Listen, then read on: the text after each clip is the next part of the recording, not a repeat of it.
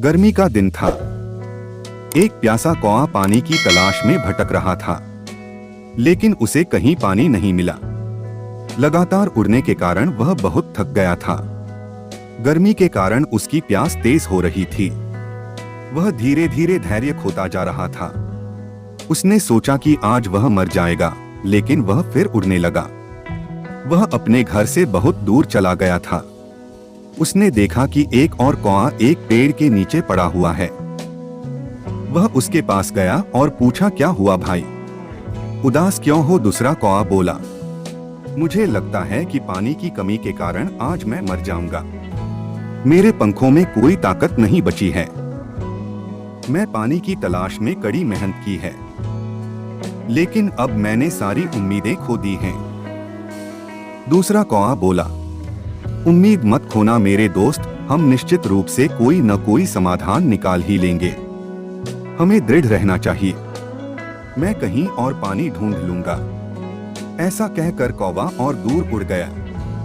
जब वह थक गया तो एक घर की छत पर बैठ गया। उसने कोने में एक बर्तन देखा। वहां पानी मिलने की उम्मीद में बर्तन के पास गया। उसने जब अंदर झांका तो मटके में पानी था। पानी देखकर वह बहुत खुश हुआ, लेकिन उसके सामने एक समस्या थी। वह पानी मटका के नीचे था। कौआ अपनी चोंच को इतनी दूर तक डुबा नहीं पा रहा था। उसने सोचा कि अगर उसने घड़ा झुका दिया तो पानी गिर सकता है या घड़ा टूट सकता है और उसे पानी नहीं मिलेगा। वह नहीं जानता था कि अपनी प्यास बुझाने के लिए बर्तन से पानी कैसे निकाला जाए। वह एक विकल्प के बारे में सोचने लगा। उसने देखा कि घड़े के पास कंकड़ पड़े हैं। उसे एक विचार आया। वह अपनी चोंच से कंकड़ घड़े में डालने लगा। कौआ थकान और प्यास से परेशान था, फिर भी वह घड़े में कंकड़ गिराता रहा। कुछ देर बाद पानी का स्तर बढ़ा और पानी ऊपर आ गया। कौआ अब पानी पी सकता था। उनकी मेहनत रंग लाई। पानी पीकर वह संतुष्ट हो गया। उस समय उसे अपने मित्र की याद आई जो प्यास से मर रहा था। वह वापस उस पेड़ के पास गया जहां उसने उसे आखिरी बार देखा था।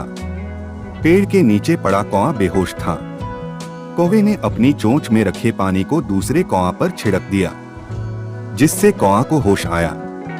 उसने उसे बताया कि उसे पानी मिल गया है। अब वह धीरे धीरे उड़कर उस स्थान पर चले गए जहां घड़ा था। दूसरे कौवे ने अपनी प्यास बुझाई और धन्यवाद मेरे दोस्त कहा, आज तुमने मेरी जान बचाई। प्यास के कारण मैं दयनीय स्थिति में था। अब से मैं तुम्हारे साथ चलूंगा। हम हमेशा एक दूसरे की मदद कर सकते हैं। जरूरत के समय हमें एक दूसरे की मदद करनी चाहिए। कहानी का नैतिक शिक्षा, हमें कठिन समय में धैर्य नहीं खोना चाहिए। हमें अपनी बुद्धि का उपयोग करना चाहिए और समस्याओं का समाधान निकालना चाहिए।